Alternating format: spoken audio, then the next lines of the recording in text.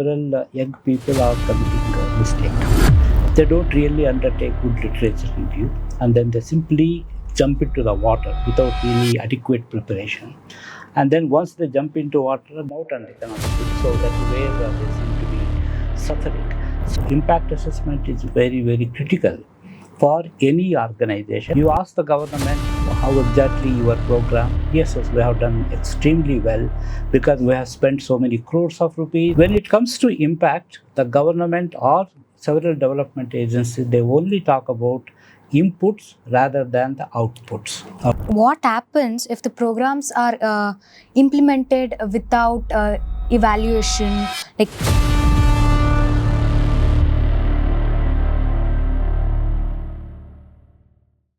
Namaste, welcome to the podcast where ideas meet impact.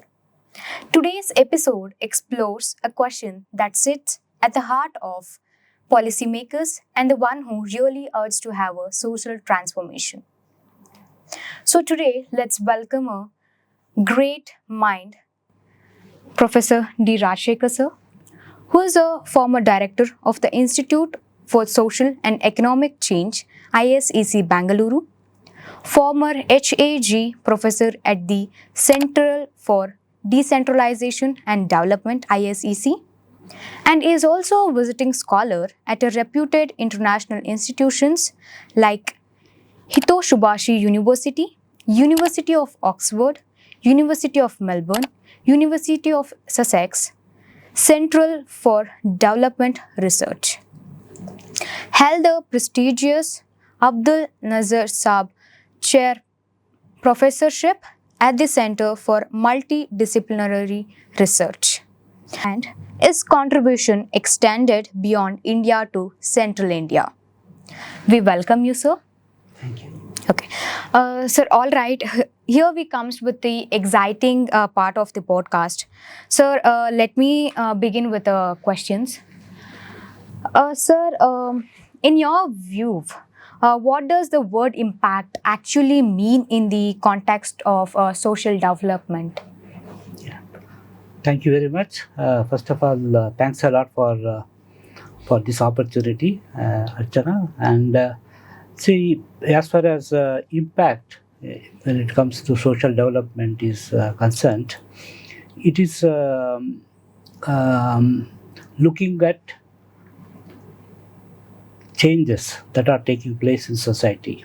For instance, some of the important changes that take place in society are social inclusion, inclusive growth, and inclusive development.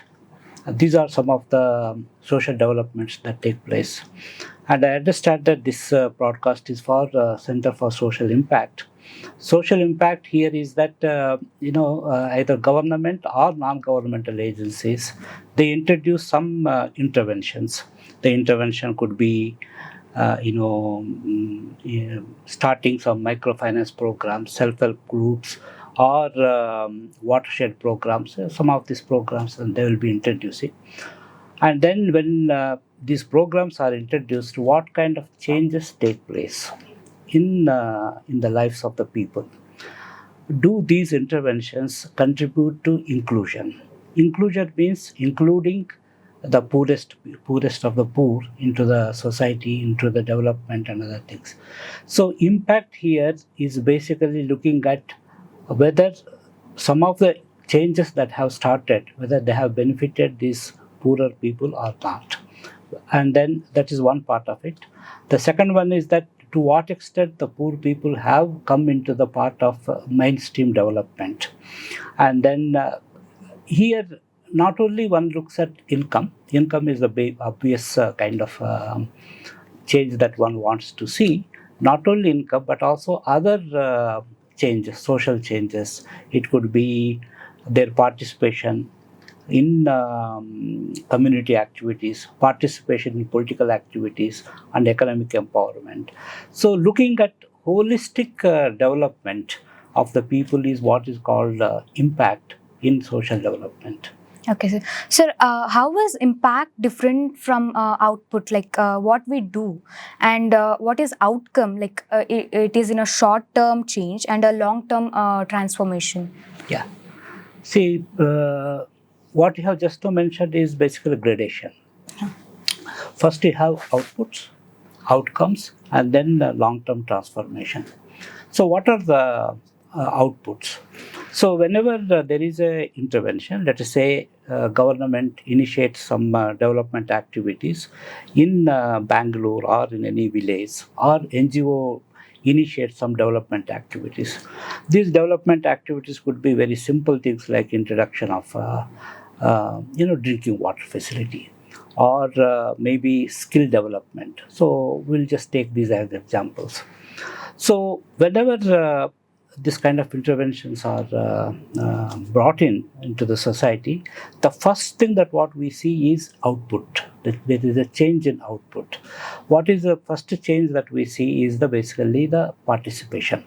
So people tend to participate in some of these development activities. Say, for instance, let us say this drinking water program. Drinking water program, people come and participate in 2 to 3 different manners. One is that they come and attend the meetings, and then they make suggestions with regard to how to improve the delivery of drinking water for the poor people.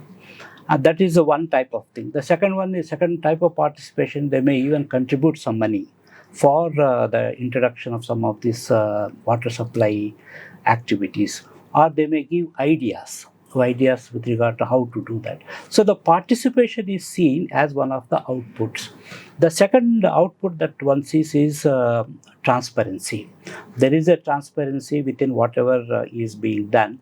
The transparency not only from the part of the implementing agency, but also the transparency from the kind of activities that are being done. The third output is accountability. So these are the three outputs that we see: participation, transparency, and accountability. When it comes to outcomes, these are all second step, because these are all what we consider is basically the processes. And then outcomes are, for example, effectiveness. To what extent, how many people are actually benefited from the supply of drinking water. So, for example, before the introduction of this development intervention, only 100 households were getting benefit from this activity. Now, how many people are getting benefit? 150 or 200 or 300 or 400? This is what we call it as effectiveness. To what extent a program is effective. So, this is the one outcome that we see. The second outcome that we see is equity. Okay, I mentioned just now that the proportion or number of households who are getting access to this drinking water benefit has gone up from 100 to 500. So, who are these people? So, this all the 100 to 500. Does this number include all the sections of the society, or only better off? So, this is what is called as equity. This is second outcome. The third outcome is basically the sustainability. So, is it possible that the drinking water is now made available for 500 people, and will they continue to get this drinking water now or even in the future? So, this is basically the sustainability. The third one is basically the long-term transformation. The long-term transformation is health improvement or empowerment, and some of these things are long-term transformation. Sir, now let me know more about the importance of impact evaluation, because why is it important to evaluate the impact of any organization or a program? Yeah. Impact evaluation is very, very critical for any organization, be it development organization or even some university like Chanakya University. Impact evaluation which is very, very central. What used to happen is that as far as the development is concerned, initially whenever a intervention has started, people used to mainly look at inputs. So, taking the example of, let us say, education, whenever a new program on education is introduced, people would simply look at how many children have joined in schools. and how many are enrolled, how many are how many are given fellowships, and these are what we call as inputs. Taking the example of drinking water, and then some of the inputs are how much money has been spent, how many places now have drinking water facility. Okay, so these are some of the things that is basically what we call inputs. In the past, people were mainly looking at the inputs, and then based on the inputs they were saying that okay, we are doing very well. That's what very often even the government does. You ask the government how exactly your program. Yes, yes, we have done extremely well because we have spent so many crores of rupees, and with which so many houses are constructed, so much of road was built, and all those things. So when it comes to impact, the government or several development agencies, they only talk about inputs rather than the outputs, because see, taking the example of school, it is not important how much money has been spent on the construction of building or whatever it is. It's very important how many children are passing out from the yes, educational institutions, and how many of them are passing it with a very high percentage or high marks, and what is the quality of these students, and how many students are able to get jobs in this thing. So the moment we move away from these inputs, we go into the outputs. Okay, so it is not just only the money spent, but also the quality of education. It is not just how many children are being enrolled. It is also how many of them are passing out, and how many of them are able to get jobs, that too very quality jobs. So this is what is the looking at impact. And even if you take something like some of the health programs, very often governments say that how many hospitals have been built, how many beds are there, how many doctors are there, how many nurses are there. This is what they will normally look at it. But how many of them are coming to, how many patients are coming to the hospitals, how many of them are getting treatment, and how many of them are getting very quality treatment. So this is what is called quality of the development. So what happens is that there is a need to move from inputs to outputs. The impact evaluation is something which will look at this kind of thing. Now, what is called, now all of you may have heard a term called evidence-based policy making. Okay, evidence-based policy making. What does it imply? It implies that you have to make policies not on the basis of inputs but on the basis of outputs. So you have to assess a program whether it is able to do something tangible for the people, whether a program is able to bring in qualitative improvement in the people.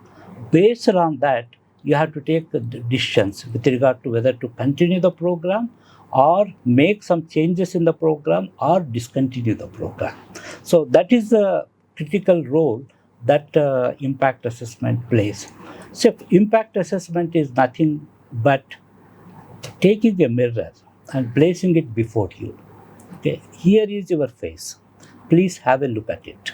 Whether because what happens is that in your anxiety or in your whatever it is, there may be some changes that are occurring in your face, but you don't realize them. But when somebody keeps a mirror in front of you, then you will realize that there are some changes.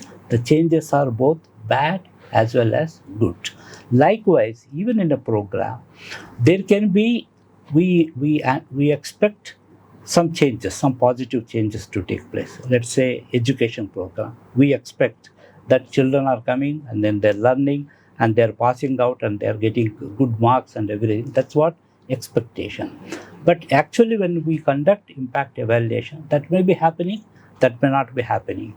Many of the children they join, but then they're getting dropped out. Many of the students they join, but they may not be really getting employment. They may be getting employment, but that's not really very good employment. So like that, you want to not only look at the quantity but also the quality.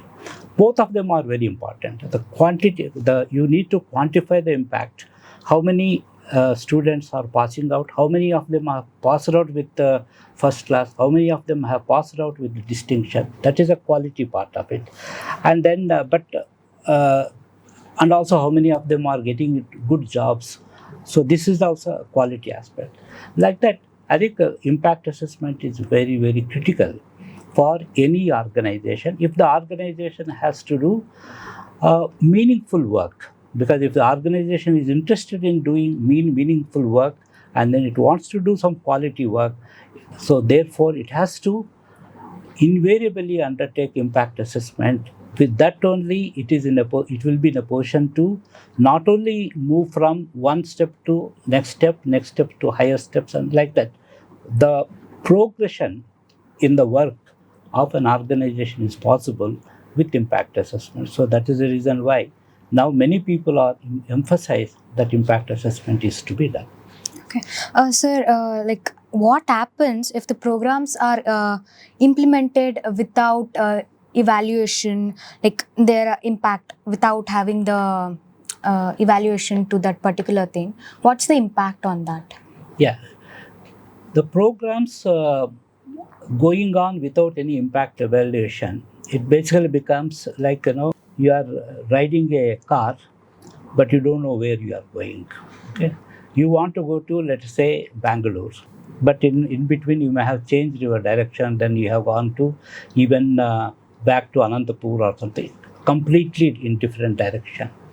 This is basically the danger for the organizations if they don't really make impact assessment as a part of their organizational growth and development. And every development intervention will have certain objectives.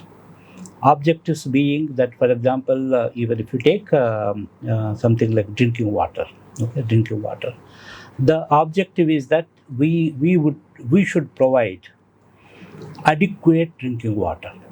Okay, adequate drinking water means 50 liters per person per day. So this is the measure that every person in the locality should be getting 50 liters of water every day. So this is the objective.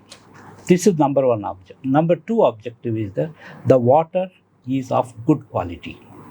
This is the second objective. The third objective is that it should be regular. That it's not that you give once in a week or something, but every day you provide. So these are the three objectives with which the organization starts. So the organization will have to periodically assess whether it is really achieving this kind of objective or not. So which means that at the beginning, how many liters of water that each household was getting. Maybe they are getting 20 liters, 30 liters, or whatever it is. After the introduction, whether it has gone up from 20 liters to 40 liters or 50 liters or something like that, one has to look at to what extent the progress has been made. It should not be that you keep on doing it and then you build the infrastructure, but the water is leaking out. Actually, it is not reaching actually, or it is reaching, but it is reaching only some better off people. And then in several villages we have noticed it actually, and then water supply is provided. There are some better off people, more dominant, more powerful people. What they do is that they use the motors. They suck the water in such a way that they get something like 200 liters per person per day, 400 liters per person per day. But those who are far off, those who are not really very close by, they will be even getting something like 5 liters per person per day. So the objective with which you started, maybe you have not really achieved at all, or there may be inequalities, that some households are getting more water, some households are not at all getting water. So this is something which needs to be looked at by the organization if they want to really provide meaningful development at the local level. So if that doesn't really happen, the objectives with which an organization has started, those objectives will not be achieved, which means it is failing in its duty to bring in development at the local level. If it is fails in its duty to bring in development at the local level, which means whatever amount, whatever expenditure that has been incurred has simply gone down the drain. So, for the development assistance to be effective or it is a meaningful, impact assessment is very, very essential. Without that, that kind of accountability, that kind of responsibility cannot be brought out. So when we come to a framework or an approach, what kind of impact evaluation framework could you suggest for an NGO like Rashtrotana Parishad and etc.? Yeah. See, NGOs like Rashtrotana, they're mainly working in urban areas among slum dwellers. And then, see, what are the characteristic features of slums? You take Bangalore, I take any city, Kolkata, Hyderabad, Delhi, or something like that.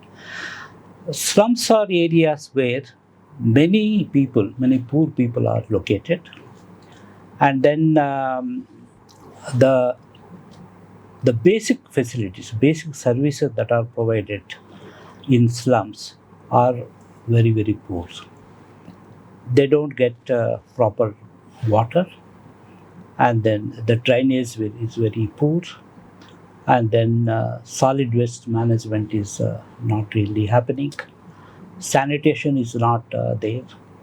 Street lights do not work. These are the basic facilities. In addition to that, you also have problems relating to lack of education. Education facilities are not developed, health facilities are not developed, and then the people are struggling to get employment, their mobility.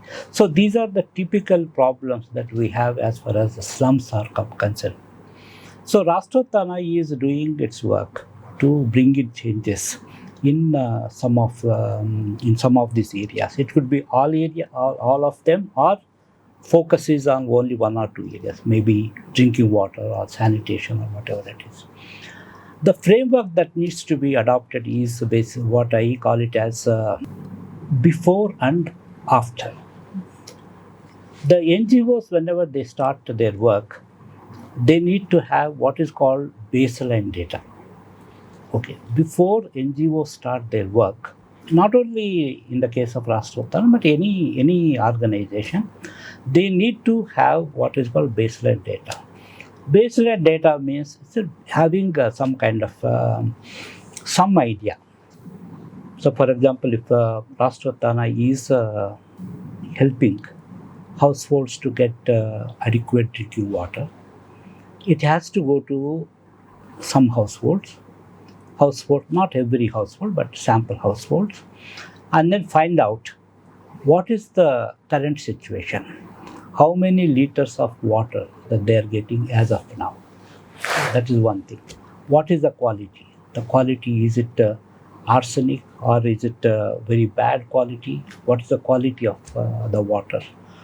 And even the second activity that it may be interested to do is skill development to promote employment. So they need to figure out how many people are there in all these households, what skills they have right now, and then where exactly, what kind of jobs that they are doing. So this is what is called baseline information. And then, so you keep that baseline data as it is, and then introduce your development interventions. And once you introduce your development interventions, I think it is very important that there is what is called monitoring and evaluation. So there is a difference between impact assessment and monitoring and evaluation. Monitoring and evaluation is basically you keep on monitoring whether you are achieving your objectives or not. But impact assessment is at the end of the project period, then you will have a look at them. So this is the critical difference between impact assessment and monitoring and evaluation. So you need to monitor periodically that whether you are really achieving this kind of objectives or not. And if the NGO has given itself, let's say 3 years of period for it to achieve these objectives, After 3 years, it should again conduct one more survey called end-line survey. End-line survey. It will go back to the households where the baseline data were collected, and it will ask them again how many liters of water that you are getting now, what is the quality of this water, or how many young people are there in this household, what is their education, and what kind of jobs that they are, what are the skill levels. So it basically compares between baseline and end line, see whether there is an improvement, or it is same, or there is a even negative consequences. So this is the kind of framework that we normally adopt. Okay. Now the thing is that there are certain basic rules have to be followed. The moment, let's say, there are some households from which baseline data are collected, it should not be that NGO focuses only on those households. It should focus on every households, because these are only sample households, and then at the end, one would like to see whether there is an improvement or not improvement. And then when they adopt this framework of before and after, then they will be in a position to assess to what extent they have made an impact as far as the people are concerned. Sir, we got to know about the baseline and deadline both in approach to framework. Sir, what is a real challenge in a field while evaluating the things? Like, what are the common challenges in evaluating NGO lead the program? There are several challenges because the impact assessment is not all that easy. First of all, for impact assessment itself, uh, the mindset should be there that we want to examine and learn from our this one. And very often the organizers are somewhat scared. Okay, scared because what if there's no good impact? Okay, it is better that we are ignorant of that rather than that we come to know that there is no impact or there is impact. Okay, so first of all, the mindset is it may not be there. The second thing is that the technical competence. Very often, the both NGOs as well as government, they don't have technical competence. Technical competence in the sense that there are certain do's and don'ts in impact assessment. So the do's and don'ts will have to be strictly followed. If the organizations do not follow these things very clearly, then the results that they may get may not be very scientific, may not be very reliable, may not be really the ones which will be accepted by the society. So the do's and don'ts are basically that when it comes to the collection of baseline data, there must be some scientific principles that have to be followed. It has to be strict random sampling. Okay, and then the random sampling should also be, there should be some balance. It should be that the sample should consist of adequate representation of all the section of the people who are in that locality. And then unless you are technically competent, you cannot really have this kind of sample with you. The next important challenge is to even conduct the survey in a very scientific manner. You need to have, you need to design your instrument very scientific manner, and then collect the information. So the design of the instrument, what we call questionnaires or introduction tool, itself is very important. The next important thing is that who are actually going and collecting the information, so training them. So these are all basic things, but one has to do with some bit of competence. The scientific competence is something which needs to be followed.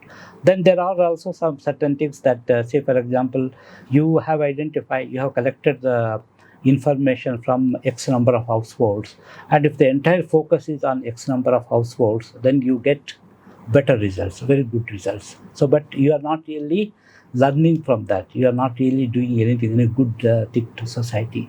So, these are some of the challenges that many. Another important challenge is money, because there is it all costs money, and then so they have to have adequate money and adequate resources for this kind of activities to be undertaken. These are some of the challenges. And finally, uh, even after conducting the end-line survey, how exactly you look at some of these things. So that is also something which is a challenging aspect. Sir, in our university also we go do a lot of surveys regarding a legal aid and other perspective also. So when we go for a survey, we can find that we deal with the lack of data, and we may deal with the response bias, and as well as it's a we found some problems over there in and out. While we ask the questions, they are not ready to respond with that particular things. How to come up with these? Yeah, lack of data is a problem when you don't identify your indicators and variables in a proper manner. Okay, because as a scientific persons, all of you all need to be anticipating. Anticipating. So, but what is the indication of lack of something? Okay, what indicates that a household needs legal aid? Because you mentioned legal aid. Yes. What indicates that it is that they have, and then what indicates that they have legal aid, the access to legal aid, or they don't have access to legal aid? What indicates that household is in need of some legal advice? So these are some of the indicators. So identification of the indicators is very, very important. And then likewise, even I can also tell you about from socio-economic angle. So what indicates that a person is empowered? Because we all use the term called empowerment very in a routine manner. What indicates a person is empowered or not empowered? So, and then how to measure some of these things. So, lack of data is a common problem when you are not really successful in identifying indicators and variables. Once you indicate indicators and variables, and you will prepare your instrument according to these indicators and variables, and then go to the field. Okay. So then there's no issue with regard to the lack of data. You will come across the data, because as a scientific person, you are a scientific person basically because you read literature, you read the studies, and you find out what indicates legal aid, lack of legal aid, what indicates that empowerment, and then based on that you will prepare your questionnaire. So therefore that kind of problem will not be there. Then the respondent bias. The respondent bias is something, it's a very important problem. So for that, what needs to be done is that you need to train. If we are sending in enumerators or investigators, they need to be trained to counter the problem of this respondent bias. Or if you yourself are going to collect the data, I think you need to be very clear about these biases. Some simple examples that I'll give you. You go to a household and then ask them, okay, that do you have assets? And then, so say, do you have refrigerator in your house? They say no. If you are not able to see the refrigerator yourself. But on the other hand, do you have a wall clock? You can see the wall clock. They cannot say no. Okay. And so these are what we call visible indicators of poverty.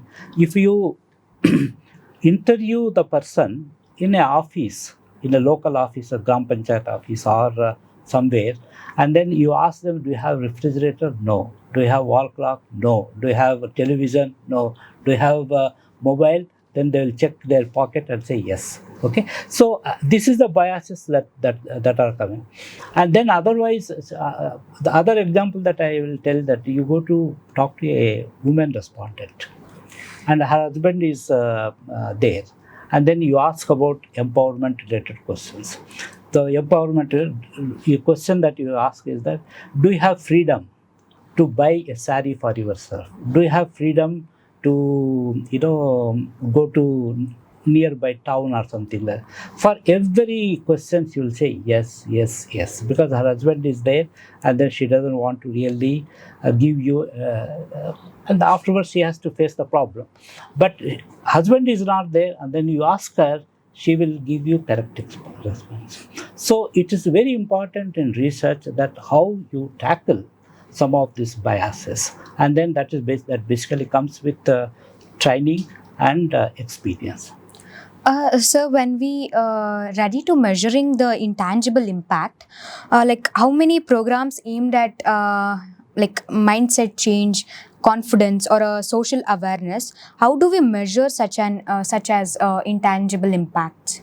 Yeah, well, I think it's difficult to. There are some indicators which are quantifiable, some are not quantifiable. Say, for example, this income is quantifiable, although it is some kind of bias, respondent bias can be there, but it can be quantifiable. Consumption is can be quantified, because you can find out if their consumption or both social as well as other consumption, that's quantified. But there are some certain aspects of change which are difficult to be quantified. So one of the changes is empowerment. Empowerment itself is very difficult to quantify. And then, so what we do is that we basically take certain proxies for empowerment. And then we go and ask a woman 3 types of questions. Okay.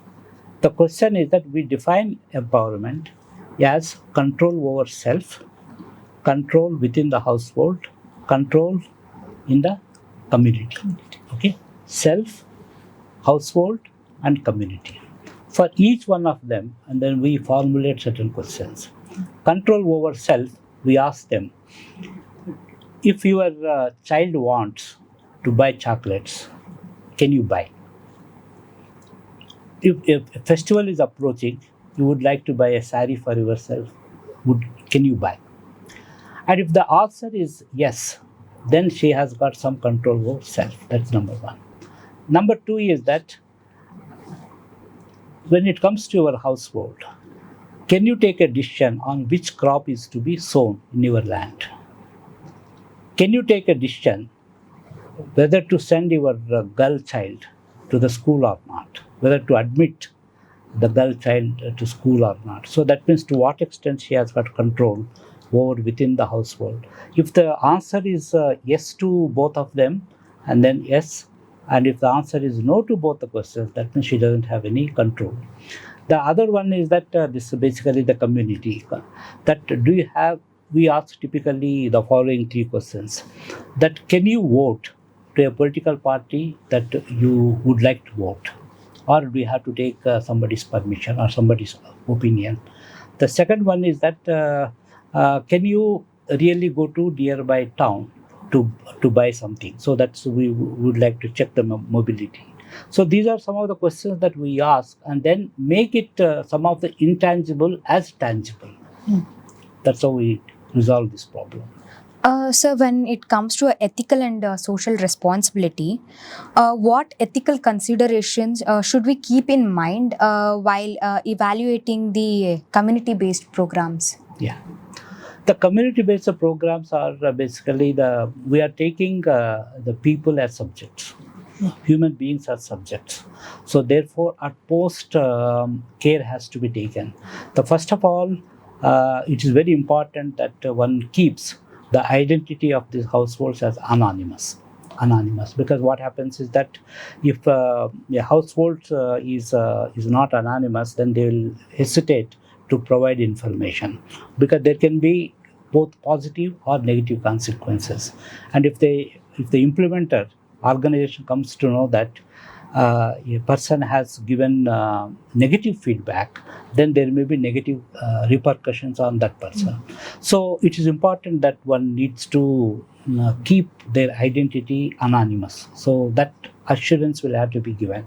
The second one is that I think the freedom of the person who is providing information will have to be respected. So it's what we call as an informed consent. Consent is to be taken from this one, and then the third important thing is that one needs to explain to them that the purpose of this kind of impact assessment. The purpose one needs to explain them. This is not a commercial purpose. This is not something which to harm them or something like that. It's basically to do some good to the society. That by doing this kind of study, that ultimately some good will happen. Then it's ethical. Then they will provide the information. Another very important thing is that especially in there is some experimental economics. We have this treatment and control groups. Okay, treatment group means some households are provided some benefits, other households are not provided the benefits. Okay, so it is unethical. Okay, because it is unethical because some people are getting the benefit but others are not getting the benefits. So you are denying the opportunities for some of the households to get the benefits. So this is unethical. So one needs to avoid such unethical practices in impact assessment. Sir, my last question is like advice for our researchers, because nowadays we can see the young researchers. So, what one piece of advice you can give for them, and what are the young researchers doing the mistakes? How can we like correct them? Okay. Well, I think based on my many years of experience, I mainly notice the following problems. Number one is that problem identification, identification of problem itself. This is where several young people are committing a mistake because in order to identify good research problem or good topic for research, the literature review is very, very important. Okay, they don't really undertake good literature review, and then they simply jump into the water without really adequate preparation. And then once they jump into water, they cannot come out and they cannot swim. So that is where they seem to be suffering. So the identification of problem is very, very important. And then along with the identification of the problem, I think research design is also very important. And what kind of design is required, what we call methodology, the methodology. And we often say that there are four questions in research: what, why, how, and where. Okay, what is that? What exactly is to be researched? That's what I just now mentioned about that research question. And why? Why exactly that research becomes very important? That's what we call motivation. What motivated the young researcher to pick up that topic? If the motivation should be very uh, grand, I must say, because the motivation cannot be very street level kind of motivation. It has to be grand. It has to be grand in terms of policy or in terms of its relevance to the society. It has to be grand in terms of implication that it has for generation of knowledge or for contribution of knowledge. So this is the motivation. The third one is that how. Okay, what, why, and how. How is the methodology? How exactly this research has to be done? And if you have if these two questions are properly formulated, what, why, and how, and you have won nearly 85% of the battle. The other one is that where. Where is basically whether you want to do the study in Bangalore or Chennai or some other place. So this is how it is. So these four questions become very important, and the young people will have to focus on these four questions: what, why, how, and where. Yes, sir. Sir, if you had to define a true impact in one line, what would it be, sir? I think of the quotation of Mahatma Gandhi. You imagine a person who is the last man, who is not barely noticed by anyone. Okay, think, see, or reflect whether what we are doing is going to benefit that last man or not. What needs to be done to include that person? This is the whole question about impact assessment. Your impact assessment is ultimately it has to do some benefit to that the last person who is completely ignored by the society, government, and various other actors. Okay, sir. So we came up with the questions. We left with a perspective. That's the power of great minds. If this episode sparked with new thought, share it with educators, policymakers, and the students, and who are very interested in having learning to have the social transformation. Until next time, stay curious, stay aware, and keep working towards the social transformation. Thank you. Thank you, sir. Thank you.